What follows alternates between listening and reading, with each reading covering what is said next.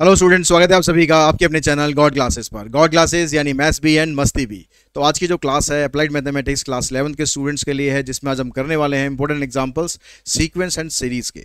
आपको पता है कि इंपॉर्टेंट एग्जांपल की जो सीरीज चल रही है, आप लोगों की डिमांड पर ये सीरीज स्टार्ट करी थी कि सर इंपॉर्टेंट एग्जाम्पल्स कराइए जो कि एग्जाम में आ सकते हैं।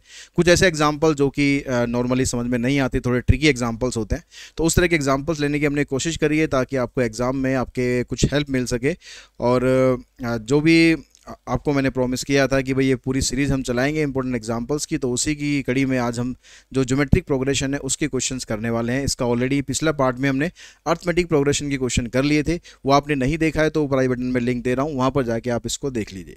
और साथ ही एक चीज़ और कहना चाहूँगा कि जो ज्योमेट्रिक प्रोग्रेशन के क्वेश्चन है, इनको करने से पहले ज्योमेट्रिक प्रोग्रेशन के सारे फार्मूला, सारे कंसेप्ट वो आपको पता होने चाहिए। वो आपने अगर नहीं पता आपको और ये क्वेश्चन आप करने बैठे हो तो बिल्कुल समझ में नहीं आएंगे भाई। तो आपको पहले वो क्वेश्चंस करने, कंसेप्ट्स करने पड़ेंगे। तो उसके लिए जो बेसिक वाला वीडियोस है वो आप देख लेना सीक्वेंस सीरीज़ का, ताकि इसमें आपको ज्योमेट्रिक प्रोग्रेशन के सारे फार्मूलाज अच्छे से क्लियर हो जाएं। अगर आपको आते हैं तो फिर आप मेरे साथ कंटिन्यू कीजिए आगे क्वेश्चंस को। और साथ ही साथ कहना चाहूँगा कि क्लास 11 के लिए गॉड क्लासेस का जो बैच है, पेड बैच विश्वास 3.0, वो आप ज्वाइन कर सकते हैं अगर आप अपनी तैयारियों को और ज़्यादा बेहतर तरीके से कर सकते हैं। क्योंकि आपको पता है कि यूट्यूब पर एक हम लिमिटेड रिसोर्स ही दे सकते हैं। अगर आपको अनलिमिटेड रिसोर्स चाहिए, आपको अनलिमिटेड हेल्प चाहिए, आपको चाहिए कि आप अपनी जो तैयारी है वो बहुत अच्छे से कर पाएँ, तो उसके लिए आप हमारा पेड बैच ज्वाइन कर सकते हैं। तो उस पेड बैच के लिए आपको डिस्क्रिप्शन बॉक्स में जाना है, वहाँ पर सारा डिटेल दिया हुआ है। अगर कुछ क्वेरी है तो आप वो मेरे से मेल पर या व्हाट्सएप पर भी पूछ सकते हैं। तो क्वेश्चंस की तरफ चलते हैं। सबसे जो पहला क्वेश्चन हमारे पास है, पहला क्वेश्चन है, इसमें कहता है कि the sum of three number in a GP is 13/12 and their product is -1। जब भी आपको तीन नंबर जीपी में दिए जाएं और उनका प्रोडक्ट भी दिया हुआ हो, तो आपको जीपी को नॉर्मल वे में स्टार्ट नहीं करना है। आपको जीपी में तीन नंबर्स लेने हैं। कौन कौन से? Let A/R A and AR be three numbers in GP. जब भी आपको प्रोडक्ट दिया हुआ होगा तो ऐसे लेना है, नहीं तो नॉर्मली आप A फिर AR फिर AR² ऐसे लेके चलो। अब इसका फ़ायदा क्या होता है इसमें, क्योंकि तीनों का प्रोडक्ट आपको दिया है -1, तो जब आप इन तीनों को मल्टीप्लाई करेंगे तो ये R हो जाएगा कैंसिल, A³ की वैल्यू, और यहाँ से आपको A की वैल्यू मिल जाएगी डायरेक्टली। फिर उसके बाद कहता है कि इन तीनों का सम जो है वो 13/12 है, यानी A/R A और AR, तीनों का सम 13/12 है। तो A की जगह अगर आप -1 पुट कर देते हैं तो ये आपके पास इक्वेशन बनी। यहाँ पर एलसीएम लेंगे,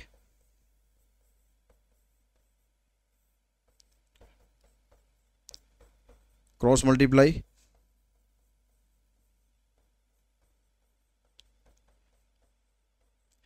इन सारी टर्म्स को आप एक तरफ इकट्ठा करो, सबको उस साइड ले जाओ ताकि पॉजिटिव हो जाए। ये 12R² पॉजिटिव हो जाएगा, इसको उधर ले जाओगे तो उसके साथ ये ऐड हो जाएगा, 25R हो गया, और ये माइनस माइनस +12 हो गया। तो स्प्लिटिंग मिडिल टर्म करके इसके आपको फैक्टर करने हैं। 12 × 12 यानी 144 के ऐसे दो फैक्टर बनाओ जिसको ऐड करने पर 25 आ जाए। तो एक फैक्टर 16 आ गया, एक 9 आ गया। तो 12R², 16R, 9R +12। यहाँ से आप 4R कॉमन निकाल दो, यहाँ से 3 कॉमन निकाल दो, तो एक फैक्टर आएगा 3R + 4, दूसरा फैक्टर आएगा 4R + 3। अब यहाँ से R की वैल्यू निकालनी है, तो R की वैल्यू तो आप इजीली निकाल ही सकते हो, -4/3। यहाँ से R की वैल्यू निकालो -3/4। तो दो वैल्यू आपके पास आ चुकी हैं R की। अब दो वैल्यू आ चुकी हैं और दोनों वैल्यू ही पॉजिटिव नेगेटिव का तो मतलब ही नहीं। R तो पॉजिटिव भी हो सकता है, R तो नेगेटिव भी हो सकता है, लेकिन यहाँ पर तो दोनों ही नेगेटिव आ रहे हैं हमारे, तो दोनों ही पॉसिबल हैं। एक पॉजिटिव एक नेगेटिव आएगा तो भी पॉसिबल आएंगे, दोनों पॉजिटिव होगा तो भी पॉसिबल होंगे। तो A की वैल्यू अगर -1 लेते हैं और R की वैल्यू ये लेते हैं, तो उससे 3 नंबर निकाल के देखते हैं।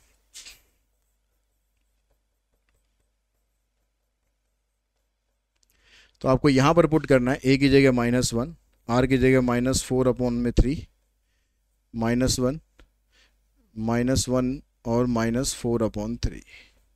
तो ये माइनस माइनस कैंसिल हो जाएगा, 3 ऊपर आ जाएगा, तो ये बनेगा 3/4 -1 और 4/3। तो ये 3 नंबर हो गए।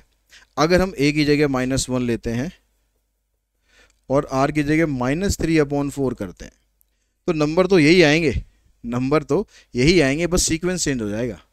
ये जो 4/3 ये पहले हो जाएगा, फिर -1 आएगा और फिर 3/4 आएगा।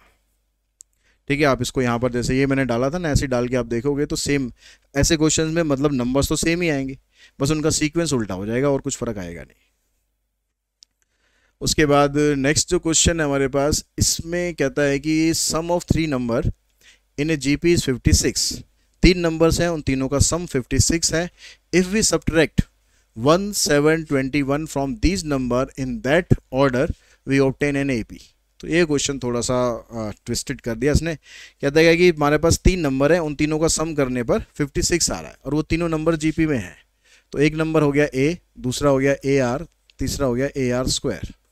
इनका सम करेंगे तो खाली 56 है, 156 नहीं, इनका सम आ रहा है 56। लेकिन अगर हम पहले वाले नंबर में से 1 माइनस कर दें, दूसरे में से ये कर दें, तीसरे में से ये कर दें, तो ऐसा करने पर जो टर्म आएगी वो बनेगी हमारी एपी। अगर हम पहले वाले नंबर में से 1 माइनस कर दें, दूसरे में से 7 माइनस कर दें और तीसरे में से 21 माइनस कर दें, तो ये बनेगी एक एपी। पहले जीपी था, लेकिन ये करने के बाद अब वो एपी बनेगा। अब एपी में क्या होता है, एपी में ये होता है कि इसमें से आप इसको माइनस करो या इसमें से इसको माइनस करो, वो बराबर ही होते हैं। या फिर आप सीधा कंसेप्ट ये भी यूज़ कर सकते हो, अगर एपी में होते हैं तो बीच वाली जो टर्म होती है उसका डबल करने पर पहली टर्म और लास्ट वाली टर्म दोनों के सम के बराबर होता है। बात वही होती है, वहीं से निकलता है। ठीक है, चाहे आप ऐसे कर दो, इसमें से ये माइनस, इसमें से ये माइनस, फिर सिंप्लीफाई करोगे आएगा यही। अब यहाँ से इसको सॉल्व करते हैं हमारे पास, तो ये बना आपके पास 2AR 14, ए हो जाएगा -22 प्लस AR स्क्वायर। अब इसको सिंप्लीफाई कर लेते हैं, तो इन सारी टर्म्स को इधर लाओ, 2AR माइनस AR स्क्वायर, इसको उधर लेके जाएंगे तो आएगा -8। यहाँ से आप a कॉमन निकाल दो, ये बन गया। अब यहाँ पर जो ये वाली टर्म थी, ये वाली जो इक्वेशन थी, इसमें से भी देखो a कॉमन निकल रहा है, इसमें से भी अगर आप a कॉमन निकाल दो, ये बन गया। अब या तो आप a की वैल्यू यहाँ से निकाल के यहाँ पर पुट कर दो, या फिर आप सिंपल ये करो कि इसको आप इससे डिवाइड कर दो। ये इक्वेशन फर्स्ट हो गई, ये इक्वेशन सेकंड हो गई। अब डिवाइड कर दो, डिवाइड फर्स्ट बाय सेकंड, तो आ जाएगा a 1 + r square equals to 56, a 2r - 1 - r square, इधर से आ जाएगा -8। क्रॉस मल्टीप्लाई कर दो इन्हें,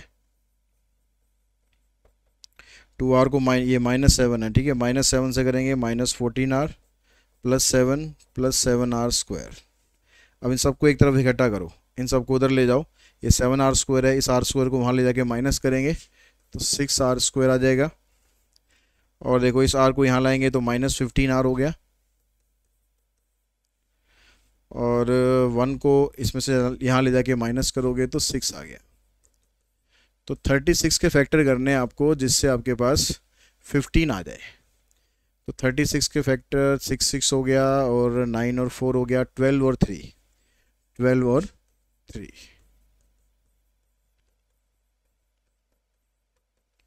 यहाँ से 6r कॉमन निकाल दो, r -2 -3 कॉमन, r -2, तो एक फैक्टर r -2 हो गया, एक फैक्टर 6r -3। यहाँ से r की वैल्यू 2 आ जाएगी, यहाँ से r की वैल्यू 3/6, 3/6 का मतलब 1/2। तो ये आपके पास r की 2 वैल्यू आ गई। अब इन r की दोनों वैल्यूज़ को रख कर आपको a की वैल्यू निकालनी है। तो पहली इक्वेशन में रख लो, if r equals to 2, then a की वैल्यू क्या आएगी, यहाँ पर रखते हैं a 1 + r का स्क्वायर, तो 4 और 2 6 और 1 7, 7 से आप इसको काट दोगे तो ए की वैल्यू तो मिलेगी आपको 8। तो नंबर क्या बनेंगे, पहला नंबर क्या था ए, यानी 8 हो गया। फिर दूसरा नंबर क्या था ए इंटू में आर, तो 8 इंटू 2। फिर अगला क्या है 8 इंटू में आर का स्क्वायर, यानी 8 इंटू में 4, तो 8, 16 और 32। अब अगर हम आर की जगह 1/2 लेते हैं तो उससे पहले आप ए की वैल्यू निकालो।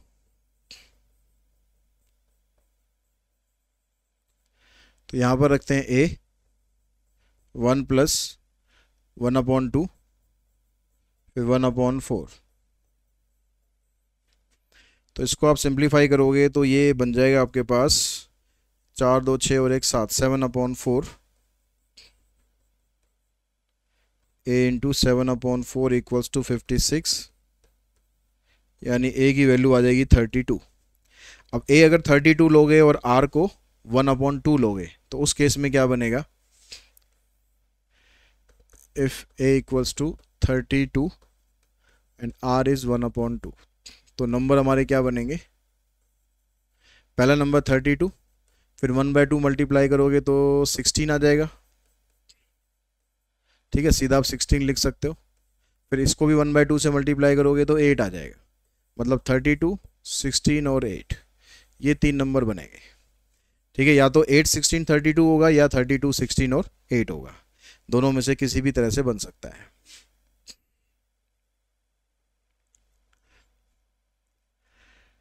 यहाँ कहता है if the first and the nth term of a GP are A and B, पहली टर्म तो ए है और nth टर्म बी है। पहली टर्म ए है, nth टर्म बी है। nth टर्म का मतलब हो गया जीपी के अंदर nth टर्म होती है ए आर एन माइनस 1। ठीक है, फिर आगे कह रहा है कि P is the product of first N terms. GP की जो टर्म्स आती हैं ए, फिर ए आर, फिर A R square up to A R N minus 1, इन सब का प्रोडक्ट करने पर ये P के बराबर है। तो प्रूव करना है आपको P स्क्वायर की जो वैल्यू है वो इसके बराबर है। तो अब पहले तो आप इसको सॉल्व करो। इसमें देखो यहाँ पर ये सारा मल्टीप्लाई में है, तो मल्टीप्लाई में क्या होता है, लॉज ऑफ एक्सपोनेंट हम अगर लगाएंगे तो बेस अगर सेम होता है तो उन सब की पावर ऐड हो जाती है। तो यहाँ पर सभी जगह देखो जहाँ जहाँ ए है उन सब की पावर 1 है, इस तरीके से। कब तक है ये, अप टू n टर्म्स तक है। और r की पावर कितनी है, r की पावर इधर 1 है, इधर 2 है, 3, इस तरह से कहाँ तक है, n-1 तक है। तो इसको आप सिंप्लीफाई करोगे, 1 1 1 को ऐड करते जा रहे हैं। कितनी बार ऐड कर रहे हैं, n बार ऐड कर रहे हैं। जैसे 1 को आप 10 बार ऐड करोगे तो सम 10 हो जाएगा, और 1 को अगर आप n बार ऐड करोगे तो सम n हो जाएगा। r की पावर इसमें ये बनेगी आपकी AP, या सीधा सीधा जो स्पेशल सीरीज बनती है ना, उसमें आप ये ध्यान रखो कि जब स्पेशल सीरीज बनती है ऐसे 1 2 3 से लेकर n तक, इन सब का आप सम करते हो तो n आता है, यानी लास्ट वाली टर्म, फिर इससे अगली टर्म और आ जाती है डिवाइडेड बाय 2, इन सब का सम होता है। ये शॉर्टकट तरीका भी होता है, या फिर आप AP के फार्मूले से सम निकाल सकते हो। तो यहाँ पर 1 2 3 है, लेकिन लास्ट वाली टर्म n-1 है, तो आप यहाँ पर n-1 रखोगे और n-1 से अगली टर्म बनेगी n। मतलब आप ऐसे रखोगे n-1 या n/2। ठीक है, अगर डायरेक्टली याद नहीं रहता फार्मूला तो जो AP का सम का फार्मूला होता है, SN का फार्मूला होता है, वो फार्मूला आगे आप निकालोगे तो आपके पास ये बन जाएगा। अब यहाँ से n इसमें भी है, n इसमें भी है, तो आप इस n को बाहर निकाल दो, ऐसे कर दो। अब इसने बोला कि हमें P स्क्वायर की वैल्यू इसके बराबर प्रूव करनी है, तो हमने P का स्क्वायर किया। अब P का स्क्वायर करेंगे तो ऐसा तो नहीं है कि भाई लेफ्ट का तो स्क्वायर कर दिया, राइट को ऐसे ही छोड़ दिया, स्क्वायर तो आपको राइट का भी करना पड़ेगा।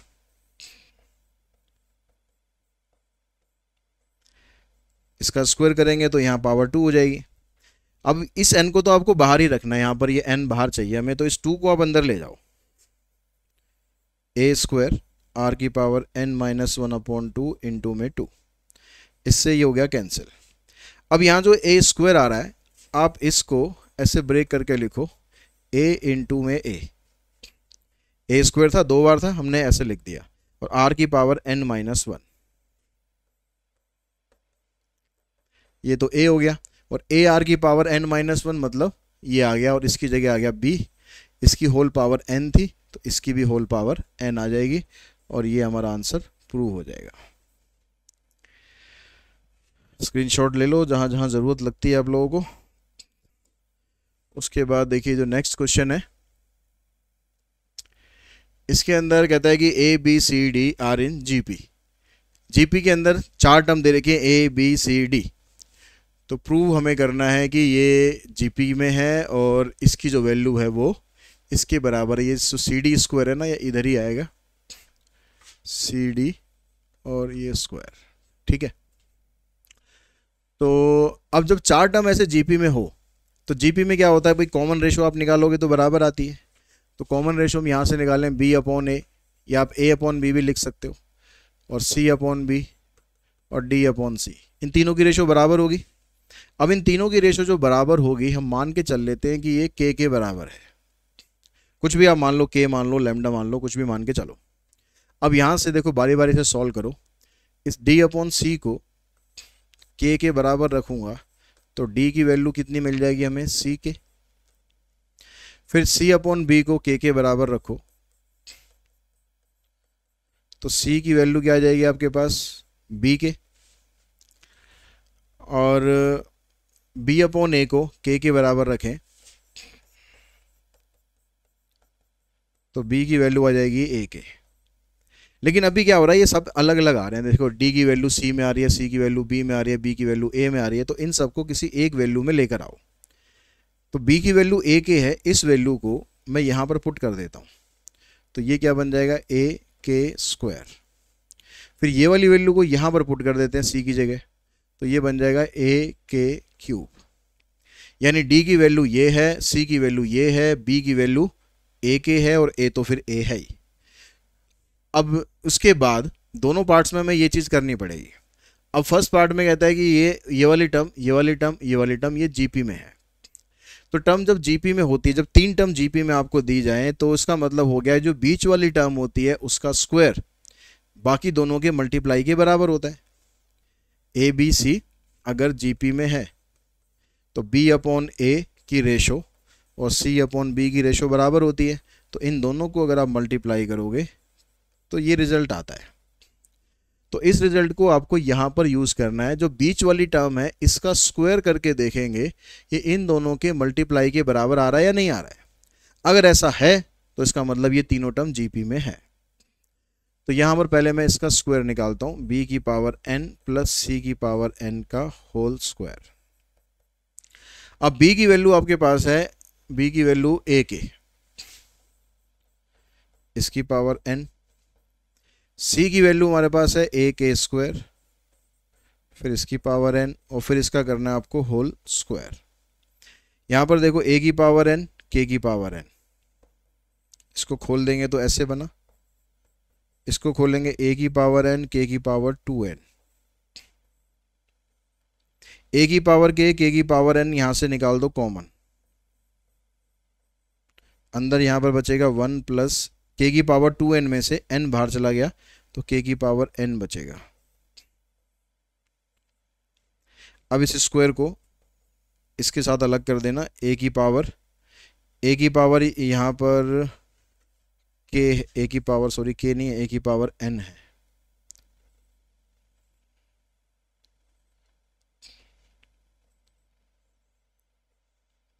तो a की पावर n और k की पावर n दोनों की पावर इकट्ठी ऐसे कर देते हैं, और जो होल पावर 2 है इसको भी मैं यहाँ पर अलग कर देता हूँ और इसको अलग कर देता हूँ। तो आप इसको ऐसे लिख सकते हो, a k की पावर 2n इंटू में 1 प्लस के एन की पावर 2, ऐसे लिख सकते हैं। अब इसमें जो ये वाली टर्म और ये वाली टर्म है, इन दोनों को मल्टीप्लाई करके देखो क्या आ रहा है,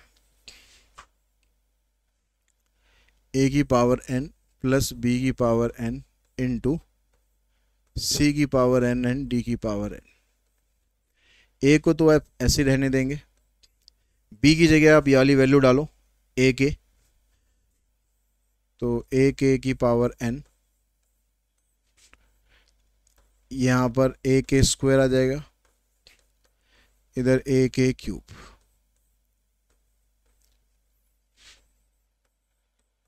फिर आप ऐसे इसको अलग अलग कर दो।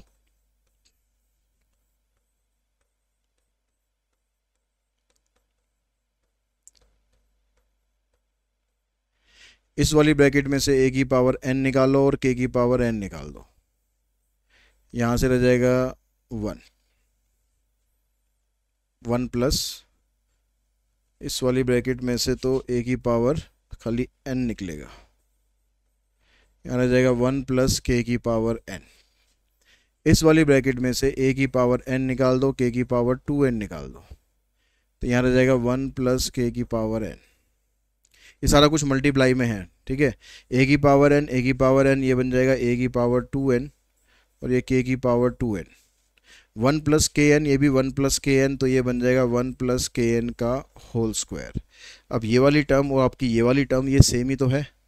अगर मैं इसको इकट्ठा करके लिख दूं ऐसे,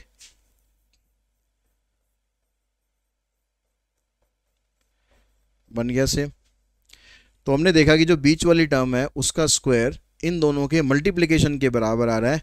इट मीन्स हम ये कह सकते हैं कि a की पावर n प्लस b की पावर n, b की पावर n प्लस c की पावर n, c की पावर n प्लस d की power n are in GP। ठीक है, इस तरीके से इसको प्रूव करना है। अब जो सेकंड पार्ट है उसमें भी आप ऐसे ही लेके चलेंगे, उसमें यहाँ तक का काम हमें उसमें भी करना है। तो इसका स्क्रीनशॉट ले लो ताकि इसको मैं रब कर सकूं।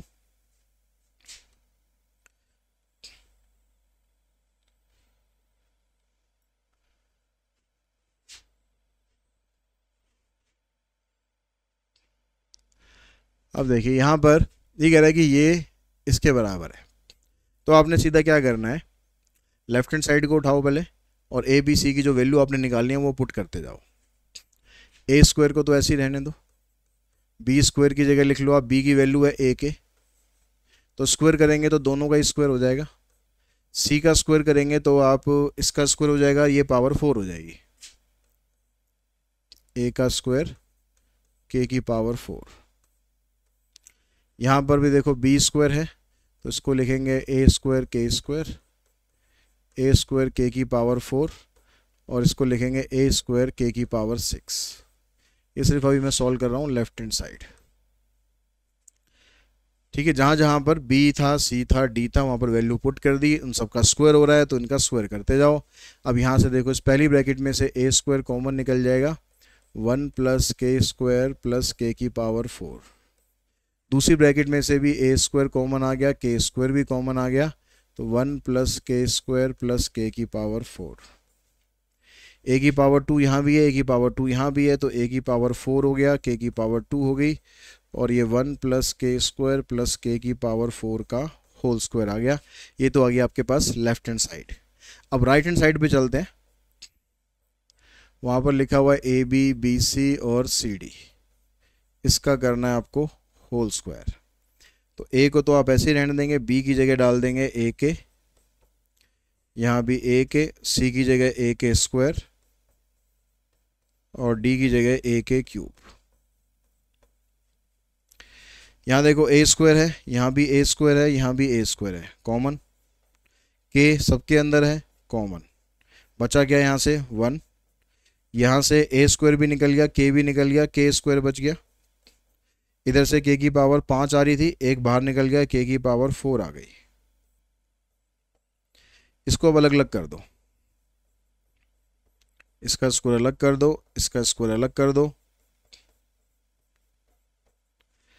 अब इसको आप सिंप्लीफाई करोगे, ये ए की पावर 4 इंटू में के स्क्वायर, 1 प्लस के स्क्वायर प्लस के की पावर 4 का होल स्क्वायर। यहाँ से देखो इसकी जो लेफ्ट हैंड साइड थी और जो इसकी राइट हैंड साइड थी ये दोनों आपस में आ गई इक्वल, तो हम कह सकते हैं कि ये वाली साइड इसके बराबर है। तो इस ये वाले क्वेश्चन आपको इस तरीके से करने हैं। उसके बाद चलते हैं नेक्स्ट क्वेश्चन नंबर नेक्स्ट पर। यहाँ पर कहता है कि A B C are in GP, A B C तो GP में है और ए की power 1/x equals to B की power 1/y equals to C की पावर 1/z, ये तीनों आपस में इक्वल हैं। प्रूव करना है कि XYZ AP में है। तो एक तो ABC जब ये AP में GP में है तो इसका मतलब यही हो गया कि जो बीच वाली टर्म है इसका स्क्वायर इन दोनों के मल्टीप्लिकेशन के बराबर है। अब ये तीनों जो आपस में बराबर इसने दे रखे हैं हमें,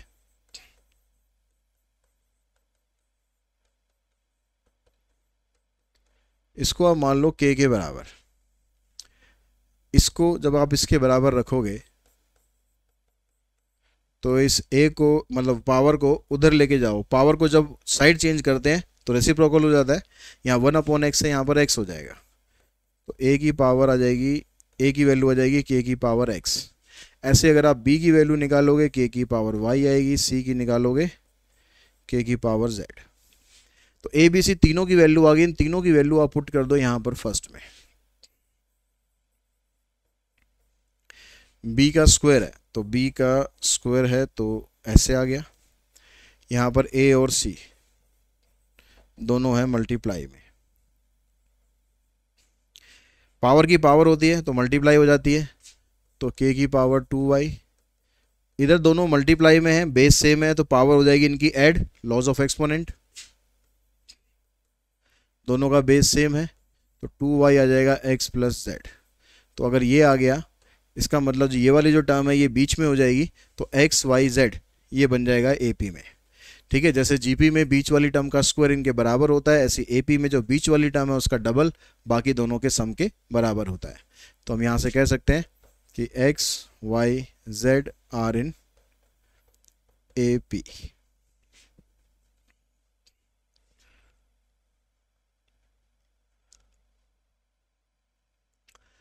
The length of three unequal edges of a rectangular solid block are in GP। एक रेक्टेंगुलर ब्लॉक है मतलब क्यूबॉइड है, तो उसकी जो साइड्स हैं वो अनइक्वल हैं और वो जीपी में है। The volume of the block is 216 centimetre cube, और इनका जो वॉल्यूम है वो 216 सेंटीमीटर क्यूब है। तो वॉल्यूम कैसे निकालते हैं हम क्यूबॉइड का, L into B into H, यानी एक तरीके से इनडायरेक्टली ये कह रहा है कि जो तीन टर्म आप जीपी में लोगे उनका प्रोडक्ट 216 है। तो जब जीपी में तीन वैल्यूज दे रखी होती हैं, उनका प्रोडक्ट दिया हुआ होता है, तो आपको जो साइड्स हैं कैसे लेनी है, let sides of block B, पहली टर्म लो a अपॉन आर, फिर लो a, फिर लो ए आर, क्योंकि तीनों का प्रोडक्ट दिया हुआ है। जो वॉल्यूम है 216, it means length into breadth into height. इससे आपके पास a की वैल्यू निकल गई 6, क्योंकि 216 का क्यूब रूट होता है 6। और सरफेस एरिया कह रहा है 252 है, तो सरफेस एरिया यानी टोटल सरफेस एरिया होता है 2 इंटू में L B H H L, ये दिया हुआ आपको 252। तो यहाँ पर लेंथ हमने लिए a अपॉन आर, ये हो गया a इंटू ए आर, और यहाँ पर आ जाएगा ए आर इंटू में a अपॉन में आर कैंसिल, यहाँ पर तो नहीं होगा कैंसिल, तो यहाँ पर a की वैल्यू 6 है, यहाँ पर 6 पुट कर दो, तो 6 36 अपॉन आर, इधर आ जाएगा 36 a स्क्वायर, चलो बाद में निकाल लेंगे, कॉमन निकल रहा है यहाँ से, a स्क्वायर मतलब 36। तो ये जो 36 है इसको आप कॉमन निकाल दो, यहाँ रह गया 1 अपॉन आर, आर प्लस 1, 2 से इसको कैंसिल करोगे, 6 से कैंसिल कर देते हैं इसे, 6 से तो होगा नहीं, वो 3 से हो जाएगा। इसका एलसीएम ले लो, यहाँ आ गया 2, एलसीएम आएगा r, तो 1 plus R square plus R equals to 7। 2 से ऊपर वालों को मल्टीप्लाई कर दो और ये हो जाएगा 7r, तो 2r स्क्वायर, इसको यहाँ लाके माइनस करेंगे, 5r प्लस में 2। अब ये बन गई क्वाड्रेटिक इक्वेशन, तो स्प्लिटिंग मिडिल टर्म करेंगे, 4 और 1 हो जाएगा, तो 2r square minus 4r minus r यहाँ से 2R कॉमन,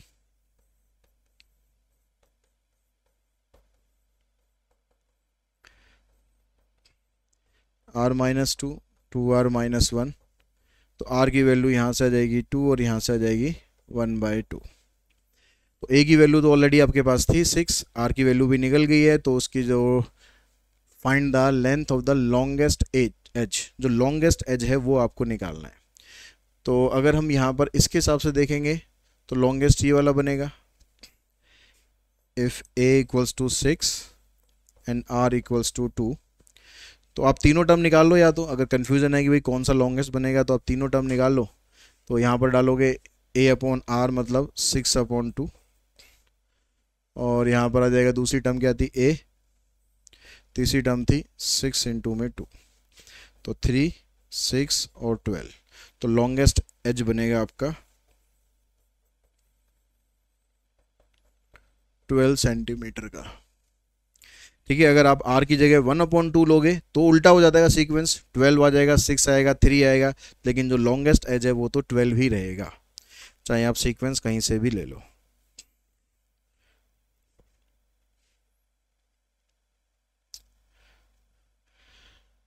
कोविड ने बड़ा परेशान किया, पहले बीमारी से परेशान करा है, अब आपको क्वेश्चंस में परेशान करेगा। ठीक है, यहाँ पर क्वेश्चन में कह रहा है कि the population of a certain city is 51,20,000। ये एक सिटी की पॉपुलेशन है। Let us assume 5,000 person in the city are infected by corona virus. 5,000 लोग इन्फेक्टेड हो चुके हैं कोरोना वायरस से। The virus is so contagious that the number of infected person doubles every 12 days. हर 12 दिनों के बाद नंबर ऑफ पर्सन जो है इन्फेक्टेड वो डबल हो रहे हैं।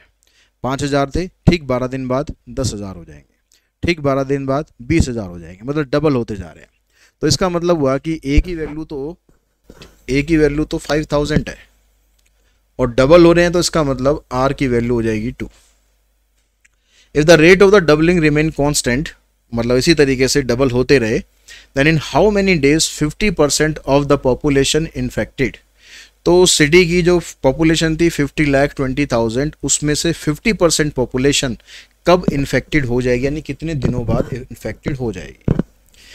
तो A की वैल्यू आपके पास ये आ गई, R की वैल्यू ये आ गई। अब हमें ये पता लगाना है कि जो 50% ऑफ द पॉपुलेशन है वो है कितनी, उसको मान लेंगे हम AN। 50% ऑफ 51,20,000, तो इसका आधा कर दो सीधा सीधा। इसका आधा करोगे तो आ जाएगा आपके पास 26,60,000।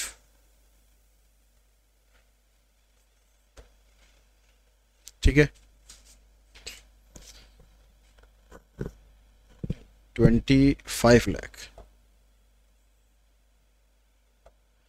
25,60,000। तो अब ये जो पॉपुलेशन है ये कितने दिनों में इन्फेक्टेड हो जाएगी ये आपको बताना है, यानी N आपको बताना है। अब N निकालने के लिए आप, क्योंकि GP है तो AN का जो फार्मूला होता है ये होता है AR की पावर N-1। तो AN की जगह आपके पास है 25,60,000, A की वैल्यू है 5,000, R की वैल्यू होगी 2 की पावर N-1। यहाँ पर 60,000 है, तो 3 जीरो से 3 जीरो ये कैंसिल हो जाएंगी, 5 से आप इसको काटोगे,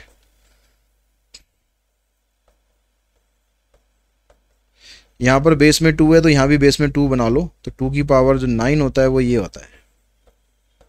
दोनों को कंपेयर करेंगे तो N की वैल्यू आ जाएगी 10। ठीक है, यानी यही सीक्वेंस चलता रहा हर 12 दिन बाद। तो इस सीक्वेंस के हिसाब से अगर N की वैल्यू 10 होगी तो उस समय तक 50% जो पॉपुलेशन है वो इन्फेक्टेड हो जाएगी। लेकिन अब आपसे पूछ रहा है कि इन हाउ मेनी डेज, तो ये N जो 10 आपने निकाला ये डेज नहीं होंगे, ये एक तरह से गैप हो गया कि 10 गैप के बाद, क्योंकि उसने बताया कि 12 दिन के बाद डबल हो रहा है। तो अब आपको नंबर ऑफ डेज अगर निकालने हैं तो आपको क्या करना पड़ेगा, यहाँ पर नंबर ऑफ डेज निकालने हैं कि कितने दिन बाद पॉपुलेशन इतनी इन्फेक्टेड हो जाएगी। तो ठीक 12 दिन का गैप हो रहा है, एक बार में 12 दिन का गैप हो रहा है, तो 12 को आप मल्टीप्लाई करेंगे 10 माइनस 1 से। अब ये -1 का फंडा क्या है अभी बताता हूँ। यानी 108 दिन बाद, 108 दिन बाद जो पॉपुलेशन है वो हमारी इन्फेक्टेड हो जाएगी। अब ये यहाँ पर n-1 क्यों कर रहा है, 10 क्यों नहीं ले रहा, -1 क्यों कर रहा है। देखो मान लो पॉपुलेशन हमारी अभी इन्फेक्टेड थी 5000, ठीक है, 12 दिन का गैप आएगा, 12 दिन के गैप के बाद पॉपुलेशन हो जाएगी 10,000 इन्फेक्टेड, फिर 12 दिन का गैप आएगा, फिर पॉपुलेशन इन्फेक्टेड हो जाएगी 20,000, फिर 12 दिन का गैप आएगा तो पॉपुलेशन इन्फेक्टेड हो जाएगी 40,000। अब देखो जब आपके पास पहला गैप आया तो आपके पास जो पॉपुलेशन आई वो कितनी आ गई, A2, ठीक है, डबल होने के बाद आ गई।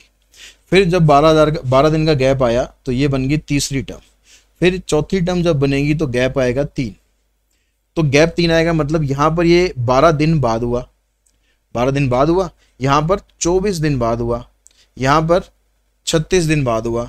तो यानी जब ये चौथी वाली वैल्यू में निकाल रहा हूँ तो यहाँ पर क्या हो रहा है, यहाँ पर 12 दिन है, यहाँ पर 12 का डबल कर देंगे 24 दिन हो जाएगा, यहाँ पर 12 को 3 से मल्टीप्लाई करेंगे तो 36 दिन होगा।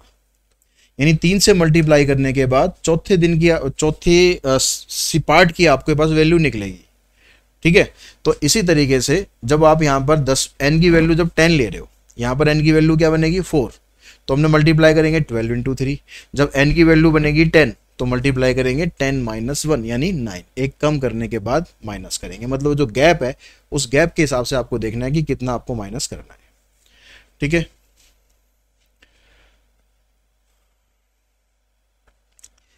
यहां पर आपको ये सीक्वेंस दिया है और इनफिनिट जीपी है, इसका आपको सम फाइंड करना है। तो ये 7 की पावर 1/2 है, 7 की पावर 1/4 है, 7 की पावर 1/8 है, इस तरीके से चल रहा है। अब आपको पता है कि बेस तो यहाँ सबका सेम है, बेस सेम है तो पावर ऐड हो जाएगी।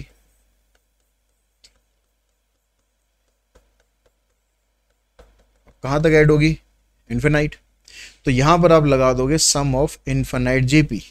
अब सम ऑफ इन्फिनाइट जीपी का फार्मूला क्या होता है, a/1 माइनस आर, और जो r की वैल्यू होती है वो मॉड 1 से कम होनी चाहिए, मतलब -0 point something plus 0 point something होनी चाहिए। तो आप r की वैल्यू यहाँ से देखोगे तो 1/4 आ रही है, यानी 0 पॉइंट आएगी,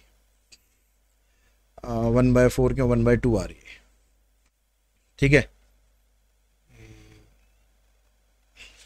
तो अब आपने क्या करना है, इसमें सम ऑफ जीपी का फार्मूला लगाओ। ए की वैल्यू क्या है 1/2 1 माइनस आर की वैल्यू भी 1/2 है। आर कैसे निकालोगे, इसको आप इससे डिवाइड कर दोगे, 1/4 को डिवाइड करोगे 1/2 से, ये कैंसिल, ठीक है। तो 1 में से हाफ माइनस करोगे तो हाफ ही बचेगा, हाफ से हाफ कैंसिल, तो आंसर आ जाएगा इसका 7। तो इसका सम करने पर आपके पास जो वैल्यू आएगी वो आएगी 7। उसके बाद देखिए नेक्स्ट जो क्वेश्चन है,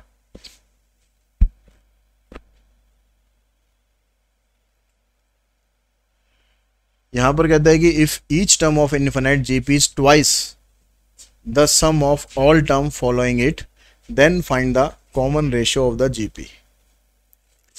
अगर आपके पास एक इनफिनिट जीपी है, ए आर स्क्वायर, इस तरह से ARn-1, फिर भी लेकिन आगे बढ़ती जा रही, इनफिनाइट है। अब इसमें कह रहा है कि if each term of an infinite GP is twice the sum of all term following it, मतलब यहाँ से आप कोई से भी टर्म उठा लो, जैसे मान लो मैं ये वाली टर्म ले लेता हूँ an, ये वाली टर्म an होगी ना, तो ये वाली जो टर्म आएगी ये किसके बराबर है, ईच टर्म, ठीक है, an की हम बात कर रहे हैं, of infinite GP is twice the sum of all term following it. इसके आगे की जो टर्म आ रही हैं उनके डबल के बराबर, उनके सम के डबल के बराबर होगी। इसके आगे टर्म कौन सी आ रही है, an+1 से लेकर, यानी ये वाली an है तो ये an+1, तो हम कैसे लिखेंगे, हम लिखेंगे यहाँ पर ARn, इस तरह से, ठीक है। अगली टर्म लिखनी है तो ARn+1। तो ये वाली जो टर्म है ये बाकी जो टर्म्स आ रही हैं उनके सम के ट्वाइस के बराबर है। 2-3 टर्म लिख के दिखा दो आगे, है तो इन्फिनिट जीपी चलती रहेगी। अब यहाँ पर जो ए एन है उसका तो फार्मूला ये आ गया ए आर की पावर एन माइनस वन। अब ये क्योंकि इन्फिनिट जीपी है तो इन्फिनिट जीपी में जो फार्मूला आप करोगे तो ए की जगह ये है, ठीक है, अपॉन में आर माइनस वन और वन माइनस आर करोगे तो वन माइनस आर क्या आएगा इसका, इसको आप इससे डिवाइड कर दो। A R N plus one को ए आर की पावर एन से डिवाइड करोगे, इससे कैंसिल हो जाएगा। आर की पावर एन प्लस वन में से आर की पावर एन माइनस कर दोगे, आर ही बचेगा खाली, तो यानी वन माइनस आर ही रहेगा। ठीक है, अब यहां से आपको वैल्यू फाइंड करनी है common ratio of the GP, मतलब आर की वैल्यू फाइंड करनी है। इसको आप इधर मल्टीप्लाई कर दो, A R N minus one को वन से मल्टीप्लाई करेंगे सेम रहेगा, माइनस आर से इसको मल्टीप्लाई करेंगे तो माइनस आ गया ए आर की power N minus one into में आर, टू से आप इसको मल्टीप्लाई करोगे आ जाएगा टू ए आर एन। यहाँ से इन दोनों को आपने सॉल्व करा, दोनों का बेस सेम है तो इनकी पावर ऐड हो जाएगी, तो ये हो जाएगा ए आर की पावर एन। इसको आप इधर लेके जाओ, ये भी ए आर की पावर एन है, ये भी ए आर की पावर एन है, ये माइनस में इधर आके प्लस हो जाएगा, तो ये बन जाएगा थ्री ए आर की पावर एन। ए से ए कर देना कैंसिल। आर की पावर एन माइनस वन को आप ऐसे लिख सकते हो, आर की पावर एन अपॉन में आर, इससे ये कैंसिल हो जाएगा, वन अपॉन आर की वैल्यू थ्री है तो इसका मतलब आर की वैल्यू आएगी वन अपॉन थ्री। एक नेक्स्ट क्वेश्चन देखते हैं, इसमें कहता है कि S be the some, P the product and R the sum of reciprocal of N term of a GP. तो जीपी की जो एन टर्म है वो मान लेते हैं कि पहली टर्म आपके पास ए है, फिर ए आर है, फिर ए आर स्क्वायर है, इस तरीके से nth टर्म तक है ये। अब एस क्या है, इसका सम है, तो सम का फार्मूला सीधा लगा दो, ए आर की power N minus one divided by R minus one, ये तो एस आ गया। अब जो प्रूफ है ना उसमें आपको एस की पावर एन चाहिए, तो हम यहाँ पर एस की पावर एन भी बना लेते हैं। एस की पावर एन का मतलब होगा इन सब की पावर एन हो जाएगी, यानी ए की पावर एन और आर एन माइनस वन की पावर एन और आर माइनस वन की पावर एन। ठीक है, या आप ऐसे भी लिख सकते हो कि सबकी पावर एन माइनस वन, मतलब एन को बिल्कुल ही बाहर निकाल दो, जैसे भी रिक्वायरमेंट होगी क्वेश्चन में उसी तरीके से यूज कर लेना। और पी क्या है, इसका प्रोडक्ट है, पी इनका प्रोडक्ट है, ए इंटू में ए आर स्क्वायर इंटू में ए आर, सॉरी यहाँ पर ए आर आएगा, इस तरह से इनका प्रोडक्ट है। तो प्रोडक्ट है तो इनका जो बेस होगा उसकी पावर ऐड हो जाएगी, ऐसे कहाँ तक है, एन टर्म्स तक, और आर की पावर वन टू थ्री से लेकर कहाँ तक है, एन माइनस वन तक। तो यहाँ पर ए की पावर एन हो गया, ये पीछे भी क्वेश्चन किया था हमने, और आर की पावर हो जाएगी एन इंटू में N minus one upon two. अब यहाँ पर चाहिए देखो पी का स्क्वायर, तो इसका स्क्वायर भी निकाल लो आप, इसका स्क्वायर करेंगे तो ए की पावर टू एन हो जाएगा, यहाँ पर ये खत्म हो जाएगा, टू से टू कैंसिल हो जाएगा। अब उसके बाद क्या रह गया, कैपिटल आर। कैपिटल आर क्या है, इसके रेसिप्रोकल का सम है, कैपिटल आर इनके रेसिप्रोकल का सम है, यानी one upon A R, one upon A R square up to one upon A R की पावर एन माइनस वन। अब इसमें जब आप सम करोगे तो बस फर्क क्या पड़ेगा, ए की जगह वन अपॉन ए आ जाएगा, आर की जगह वन अपॉन आर आ जाएगा, बस इतना फर्क पड़ेगा। यानी जो एस एन वाला फार्मूला है वही आप लगाओगे, ए की जगह वन अपॉन ए लिखना है और आर की जगह वन अपॉन आर की पावर एन लिखना है, यहाँ भी one upon R minus one. ठीक है, अब इसको आप सिंप्लीफाई कर दो, तो वन माइनस आर की पावर एन अपॉन में आर की पावर एन, यहाँ आ जाएगा वन माइनस आर अपॉन में आर। अब यहाँ पर इस फार्मूले में आर की पावर एन आपने पहले लिखा हुआ है, वन बाद में लिखा हुआ है, तो आप इसमें से माइनस कॉमन लेके इसको इधर लिख लो, इसको आप ऐसे लिख लो आर की पावर एन माइनस वन, और ये वाला आर जो है इसको यहाँ ऊपर शिफ्ट कर लो, आर की पावर एन, और यहाँ से 1 माइनस आर में से भी आप कॉमन निकाल दो, माइनस आर माइनस 1 ऐसे लिख लो। अब दो आपने क्या करा, इसके में माइनस कॉमन निकाल दिया, इसमें से माइनस कॉमन निकाल दिया, तो वो माइनस माइनस आपस में हो गए ख़त्म, तो वो आपको लिखने की ज़रूरत है नहीं।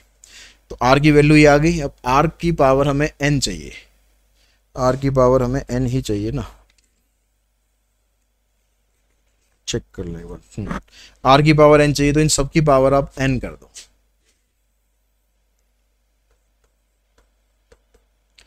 तो ये आ जाएगा 1 अपॉन ए की पावर एन, और बाकी को मैं भी ऐसे लिख रहा हूँ, आर की पावर एन माइनस 1 इंटू में आर डिवाइडेड बाय आर की पावर एन और आर माइनस 1, इन सब की होल पावर एन। अब आपको कह रहा है कि इन दोनों को मल्टीप्लाई करने पर ये एस एन के बराबर आना चाहिए। हमें मल्टीप्लाई करना है पी स्क्वायर को और इसको। अब यहाँ पर देखो, यहाँ पर आपके पास n को आपने बाहर लिख लिया, इस n का भी हटा के बाहर लिख लेंगे हम, और यहाँ पर भी देखो n आ रहा है, यहाँ भी n आ रहा है, तो इसको भी मैं ऐसे लिख सकता हूँ a स्क्वायर आर की पावर n माइनस 1 और इसकी होल पावर n। ये लिखने का फ़ायदा क्या है, यहाँ पर भी होल पावर n बाहर है, यहाँ भी होल पावर n बाहर कर दी, और यहाँ पर भी होल पावर n हम बाहर कर देंगे, इस a को भी अंदर ले जाते हैं ऐसे।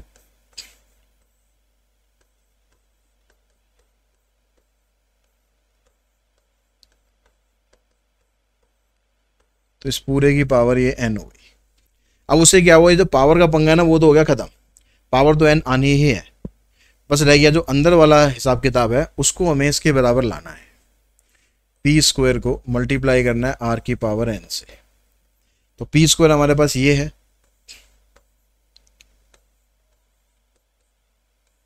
इसकी पावर n है, और आर की पावर n हमारे पास ये है।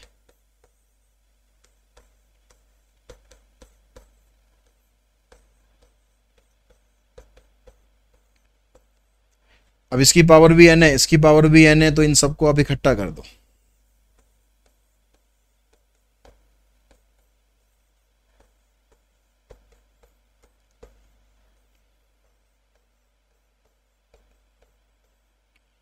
और इस सब को सॉल्व करके हमें इसके बराबर लाना है। देखो ए स्क्वायर से ये कैंसिल हो गया, तो ए तो हमारा आ गया। आर की पावर ये n माइनस 1 है, तो इसको आप ऐसे लिख सकते हो, आर की पावर n अपॉन में आर।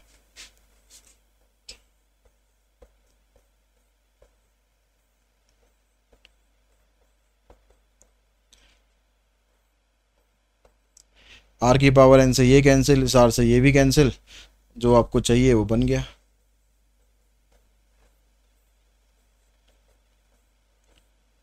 तो ये आ गया s की पावर n के बराबर।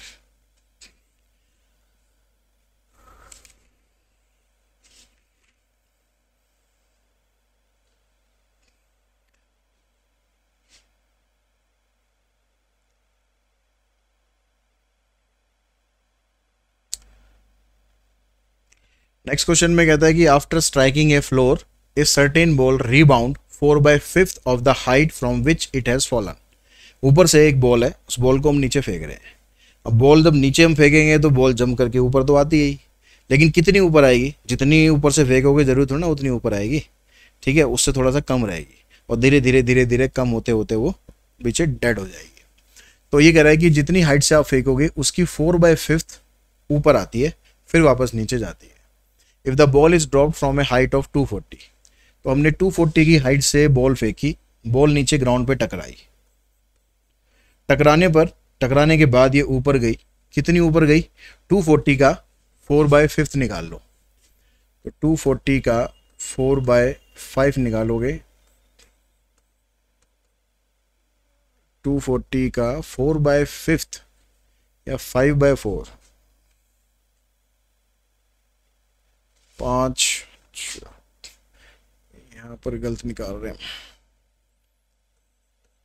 5 से करेंगे, 5 चौक 20, 5 अट्ठे 40, 4 से इसको मल्टीप्लाई करा, 4 8 32, 4 4 16 और 3 19, 192। तो 192 की हाइट तक गई, और फिर वापस 192 की हाइट नीचे भी आएगी, ठीक है, बॉल आई टकराई 192 की हाइट पर गई, तो यहाँ तक बॉल गई, फिर वो बॉल नीचे आई, कितनी रहेगी, 192 ही रहेगी, ये भी 192 रहेगी। अब फिर दोबारा 4/5 तक गई, अब 192 का 4/5 निकाल दो, तो 5 से अब तो पूरा पूरा तो कटेगा नहीं, 4 दूनी 8, 4 निम 36 37, 4 और 3 7, तो ये आ जाएगा आपके पास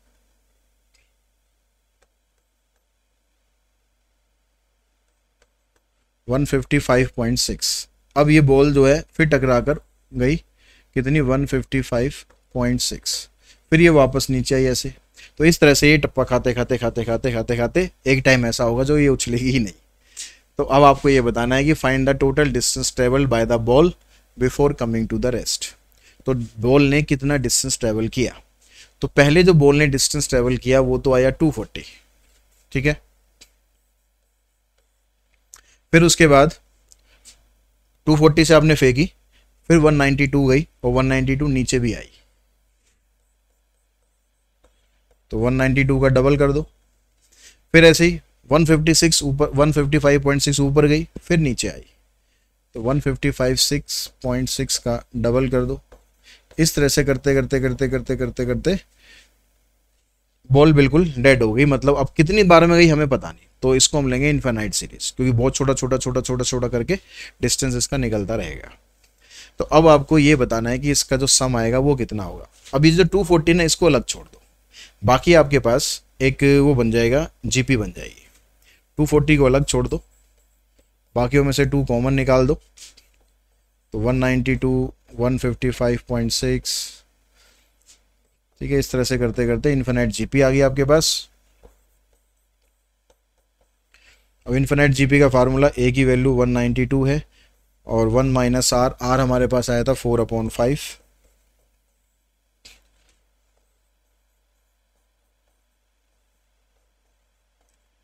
तो 5 माइनस 4 यानी 1/5। इस 5 को ऊपर पहुंचा दो,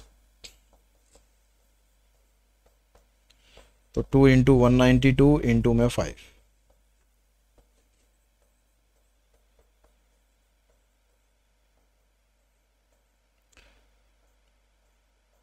तो 2160 सेंटीमीटर, इतना डिस्टेंस उसने ट्रेवल किया जब वो रेस्ट पर आएगी।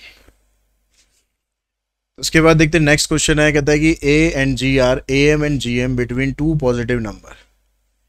ए यहाँ पर ये कैपिटल है, ए तो अर्थमेटिक मीन है, तो अर्थमेटिक मीन होता है a प्लस बी अपॉन 2, और जी ज्योमेट्रिक मीन है, ज्योमेट्रिक मीन होता है square root of A B. तो prove that the numbers are this, हमें प्रूव करना है जो नंबर है ए और बी, ठीक है, इनकी जो वैल्यू है, जो नंबर हमारे पास ये ए और बी है, 2 पॉजिटिव नंबर हमने ए और बी ले लिए, तो उनकी जो वैल्यू है वो इसके बराबर है। तो यानी यहाँ से आपको इन दोनों का यूज़ करके इक्वेशन सॉल्व करनी है। इसको आप क्रॉस मल्टीप्लाई करो, 2a की जो वैल्यू है ये आ गई a प्लस बी, यहाँ पर आप इसका स्क्वायर कर लो, जी स्क्वायर की वैल्यू आ गई ए बी। अब यहाँ से a की या b की वैल्यू निकाल कर यहाँ पर पुट कर दो, तो अगर यहाँ से a की वैल्यू निकालेंगे तो आ जाएगा 2a माइनस बी। अब इस वैल्यू को आप यहाँ पर पुट करो,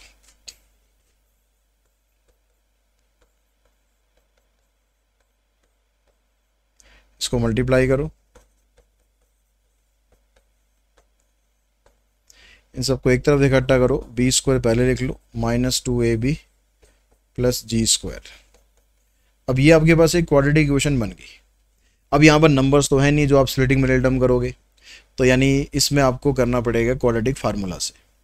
तो क्वाड्रेटिक फार्मूला जब हम करते हैं तो उसमें हम क्या करते हैं कि जो ए एक्स स्क्वायर आता है, ये इक्वेशन होती थी, इसमें हम x की वैल्यू निकालते थे ऐसे, minus B plus minus B square minus 4ac upon में 2a, ये फार्मूला है।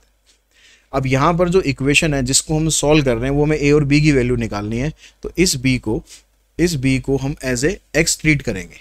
तो वहाँ पर देखो x स्क्वायर है, यहाँ पर b स्क्वायर है, उसके बाद x वाली टर्म है, यहाँ पर b वाली टर्म है। तो यानी जो फार्मूला होगा उसमें इस x की जगह पर आपको रखना है b। अब यहाँ पर क्या है, माइनस बी कहाँ से आता है, जो बीच वाली टर्म आती है, तो बीच वाली टर्म है माइनस 2a, तो यहाँ रखेंगे आप माइनस 2a प्लस माइनस इसी का स्क्वायर करना है, फिर उसके बाद आता है -4 इंटू ए इंटू सी। तो ए मतलब इसका कोफिशिएंट, इसका कोफिशिएंट कुछ नहीं है यानी 1 हो गया। इसका कांस्टेंट का कोफिशिएंट जी स्क्वायर है अपॉन में 2a, तो a की वैल्यू तो 1 है। ये माइनस माइनस प्लस आ गया, ये 4a square minus 4g square divided by 2।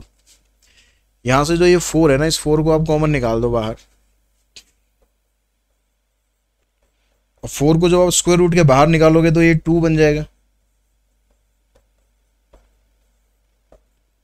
ऊपर दोनों टर्म में 2 आ रहा है, नीचे भी 2 है, तो 2 तो निकल गया कॉमन सारे में से। तो b की वैल्यू आ गई आपके पास a plus minus A square minus G square. ये वैल्यू आई हमारी a की, ठीक है, वैल्यू तो ये आ गई है, लेकिन अभी ये सिर्फ b की आई है। अब a की वैल्यू और निकालते हैं। अगर हम b की वैल्यू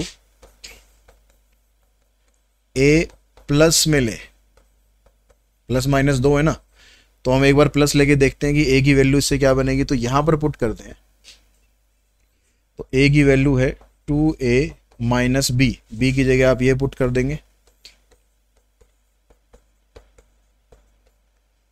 तो 2a माइनस से a हो जाएगा, और इसकी ब्रैकेट खोलोगे तो ये माइनस में आ गया। यानी जब b की वैल्यू a प्लस थी तो यहाँ पर a की वैल्यू a माइनस आई, बस इतना फर्क है, बाकी सब तो वही का वही है। ऐसे ही अगर आप b की वैल्यू लोगे a माइनस, तो उस केस में a की वैल्यू क्या बनेगी, a फिर माइनस का साइन और 2a यहाँ पर। अब इसको सॉल्व करोगे 2a माइनस से a हो जाएगा, ये माइनस माइनस प्लस हो जाएगा। तो यहां पर माइनस में पुट किया तो वैल्यू प्लस में आ गई, तो वैल्यू बननी वही है, एक प्लस में और एक माइनस में।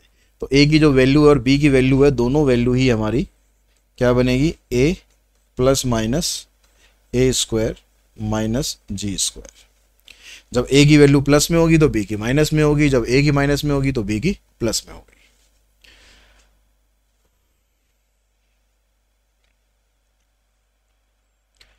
Find the value of n so that this may be the geometric mean between a and b। ये जो वैल्यू आपको दे रखी है a की पावर n प्लस 1, b की पावर n प्लस 1, फिर नीचे a की पावर n प्लस b की पावर n, ये कह रहा है कि ये ज्योमेट्रिक मीन है। ज्योमेट्रिक मीन होता है square root of A B. इसको क्रॉस मल्टीप्लाई करके इधर लाओ। ये जो रूट ए बी है, रूट ए बी का मतलब क्या है,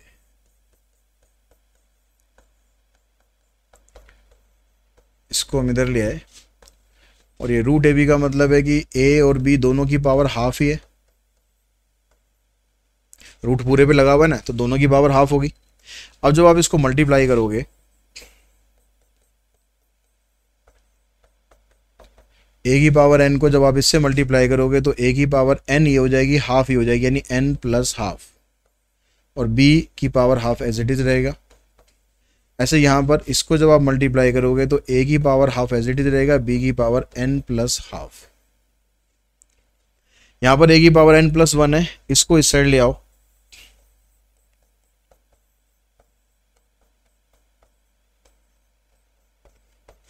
इसको उधर ले जाओ।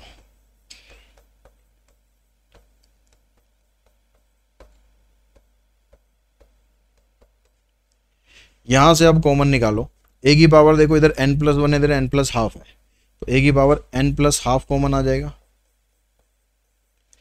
तो a की पावर n बाहर आ गई, 1 में से हाफ बाहर आ गया, तो a की पावर हाफ बचेगी, यहाँ से b की पावर हाफ बचेगी। सेम काम यहाँ पर करना, b की power n plus half common निकाल देना, ये दोनों हो जाएंगे कैंसिल। इसकी पावर दोनों की पावर सेम है, तो इसको इसके नीचे ले आना ताकि पावर दोनों इकट्ठी हम कर सकें।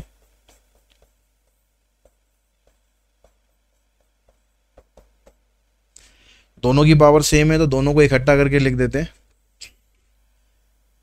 a अपॉन बी की पावर n प्लस हाफ, और इसको लिख देते हैं जो 1 आ रहा है ना, a अपॉन बी की पावर 0। किसी भी नंबर की पावर अगर 0 होती है तो 1 के बराबर होता है, तो जो बेस यहाँ पर है वो बेस वहाँ पर बना के लिख दो। तो अब दोनों को कंपेयर करेंगे तो इसकी पावर n प्लस हाफ है, इसकी 0 है, यानी n की वैल्यू आ जाएगी -1/2।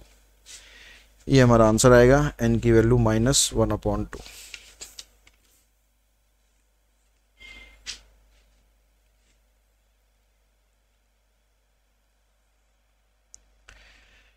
यहाँ कह रहा find the minimum value of 3⁻x plus 3⁻1 x। इसकी आपको मिनिमम वैल्यू बतानी है। तो अगर ये दो नंबर, ये कह रहा है कि x रियल नंबर है तो मतलब ये रियल नंबर ही आएगा। जब दो रियल नंबर आपके पास हैं तो उनका अर्थमेटिक मीन क्या होता है? तो अर्थमेटिक मीन होता है इनका a प्लस बी अपॉन में 2। ठीक है, तो यहाँ से अगर हम इसका अर्थमेटिक मीन निकालें 3 की पावर x प्लस 3 की पावर -1/x, और दूसरा ज्योमेट्रिक मीन भी ले लो। ज्योमेट्रिक मीन होता है स्क्वायर रूट ऑफ AB। और हमें ये पता है कि जो अर्थमेटिक मीन है ये हमेशा ज्योमेट्रिक मीन से बड़ा होता है या इसके बराबर होता है। तो अर्थमेटिक मीन में a की जगह आप ये पुट करो, b की जगह आप ये पुट करो, ज्योमेट्रिक मीन में इन दोनों को मल्टीप्लाई करना है और ये आ जाएगा रूट में।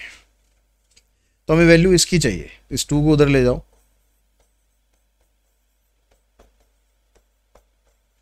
इसको सिंप्लीफाई करेंगे। 3 की पावर ये x है, ये 3 की पावर 1 x है, तो 3 की पावर 1 बच गया, यानी 2√3 आ गया। तो इसकी जो मिनिमम वैल्यू है वो ये बन गई। यहाँ पर आ गया ना कि ये वाली वैल्यू ग्रेटर देन और इक्वल्स टू 2√3, मतलब इसकी जो वैल्यू 2√3 होगी या उससे ज़्यादा होगी।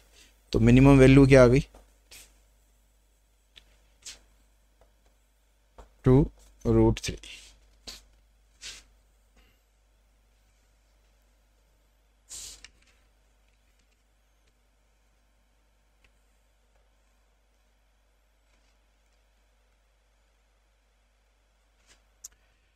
नेक्स्ट क्वेश्चन में कहता है कि x y z are distinct positive integer, prove that this is greater than 8xyz।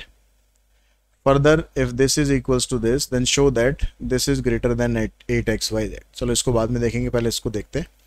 अब यहाँ पर ये कह रहा है कि जो x y z 3 distinct number है और इन तीनों का प्रोडक्ट इससे बड़ा है। तो अगर डिस्टिंक्ट इंटीजर होते हैं, एक्स वाई आर, जेड को अभी यूज़ नहीं कर रहा मैं, डिस्टिंक्ट इंटीजर, देन जब आपको क्लियरली मेंशन कर दे कि डिस्टिंक्ट है तो यानी arithmetic mean is greater then it's geometric mean, तब इक्वल्स टू मत लगाना।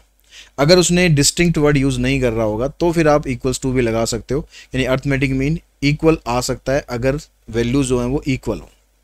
लेकिन अगर वैल्यू डिस्टिंक्ट होंगी तो अर्थमेटिक मीन ज्योमेट्रिक मीन से बड़ा आएगा।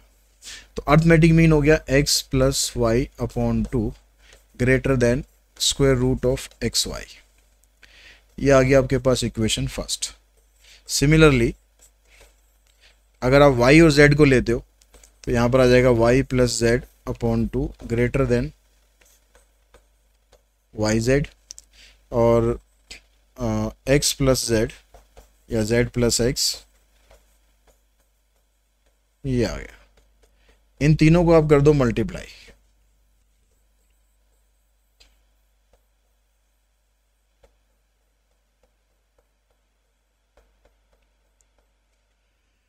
तो यहाँ से आया आपके पास x plus y upon 2, y plus z upon 2, z plus x upon 2 greater than, ये तीनों स्क्वायर रूट में है तो तीनों को एक ही स्क्वायर रूट में डाल देते हैं, x y, y z and z x.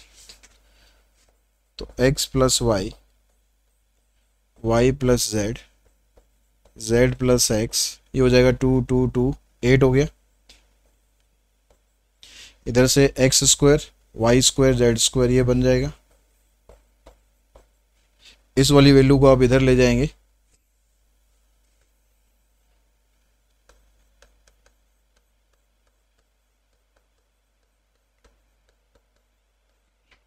Greater than 8, और इसका स्क्वायर रूट जब आप करेंगे तो ये तीनों का स्क्वायर खत्म हो जाएगा, खाली 8xyz रह जाएगा। ये आपके पास ये प्रूव हो गया। आगे कहता है कि if x plus y plus z equals to 1 then show this is greater than 8xyz। तो अब क्या करो, यहाँ पर x प्लस वाई की वैल्यू निकालो 1 माइनस जेड। इस x प्लस वाई की जगह 1 माइनस जेड, ऐसे यहाँ पर 1 माइनस एक्स, यहाँ पर 1 माइनस वाई। यहाँ तो कुछ फ़र्क पड़ेगा ही नहीं, तो ये भी आपका प्रूव हो जाएगा। इसको आप रीअरेंज करके जैसे क्वेश्चन में दिया है वैसे लिख दो।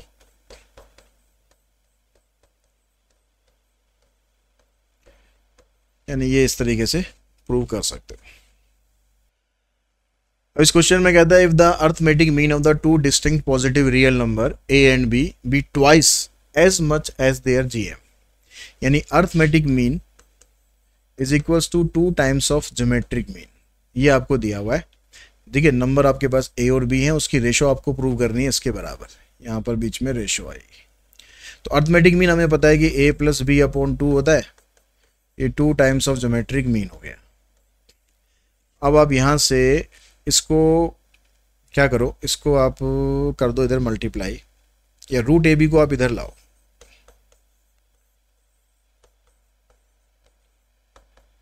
ये रह गया, इसको ऐसे 2/1 लिखो। अब यहाँ पर एक टर्म हम यूज करेंगे, उसको बोलते हैं componendo and dividendo. Using componendo and dividendo. अब ये क्या भला होती है, आपने छोटी क्लासेस में पढ़ा तो है लेकिन याद नहीं होगा कि होता क्या है। जैसे दो अगर आपके पास रेशो हैं ए बी और सी डी, तो कंपोनेंडो डिविडेंडो ये कहता है कि अगर आप डिनोमिनेटर को ऊपर प्लस कर दो और यहाँ माइनस कर दो, और यही काम आप इधर भी कर दो, तो भी रेशो पे कोई फ़र्क नहीं पड़ेगा, रेशो तब भी बराबर रहेगी। अब यही काम हम यहाँ पर करते हैं। इसको हम ऐसे लिख लेते हैं A plus B plus 2 root A B, और नीचे लिख देते हैं A plus B minus 2 root A B. ये बन गया 2 + 1, नीचे 2 - 1। अब ऊपर जो आपने लिखा है, इसको लिखने का पर्पस ये था कि हमारे पास ऊपर आइडेंटिटी बन गई। एक आइडेंटिटी क्या, रूट ए प्लस रूट बी का होल स्क्वायर। नीचे बन गया आपके पास रूट ए माइनस रूट बी का होल स्क्वायर, और इधर आ गया आपके पास 3/1। अब यहाँ पर इनका स्क्वायर है, इसको हटाने के लिए स्क्वायर रूट कर देते हैं। अब स्क्वायर रूट करेंगे तो आपके पास क्या बनेगा, यहाँ पर ये आ जाएगा रूट ए प्लस रूट बी, रूट ए माइनस रूट बी, यहाँ पर आ जाएगा रूट 3। 1 का तो 1 ही रहता है। अब ये स्टेप पे आने के बाद एक बार आपको और लगाना है componendo and dividendo. Again using componendo and dividendo. अब डिनोमिनेटर में रूट ए माइनस रूट बी है, इसको एक बार ऊपर प्लस करेंगे,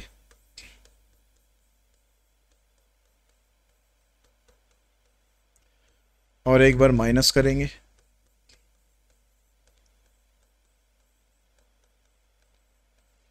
और राइट हैंड साइड में भी रूट 3 + 1 और रूट 3 - 1। यहाँ पर ये कैंसिल हो जाएगा, यहाँ ब्रैकेट खुलने के बाद ये कैंसिल हो जाएगा। इधर आएगा 2 रूट ए, इधर आएगा 2 रूट बी।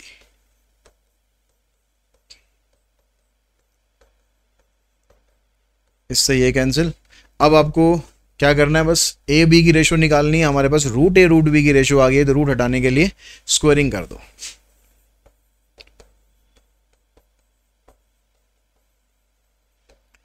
तो यहाँ आ गया a/b, इसका स्क्वायर करेंगे